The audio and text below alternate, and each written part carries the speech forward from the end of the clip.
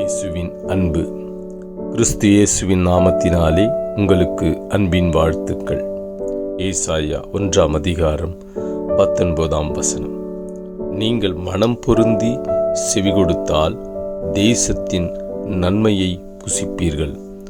பிரியமானவர்களே, கர்த்தர் சொல்லுகிறார், நீங்கள் இப்பொழுது இருக்கிற இடத்திலே கர்த்தர் உங்களுக்கு கொடுத்திருக்கிற பொறுப்புதனில் மனம் பொருந்தினவர்களாய் ஏனோதான என்று இல்லாமல் அசட்டைத்தனமாய் செய்யாதபடிக்கு கர்த்தர் இட்டிருக்கிற அந்த பணியை சரிவர மனம் பொருந்தி அதோடு கூட இசைந்து கர்த்தருக்கு பயந்து நடப்பீர்களானார், கர்த்தருடைய வார்த்தையை கேட்டு அதன்படி செய்வீர்கள் ஆனால் தேசத்தின் நன்மையை புசிப்பீர்கள், ஆசீர்வாதத்தை அனுபவித்துக் கொள்ளுவீர்கள்.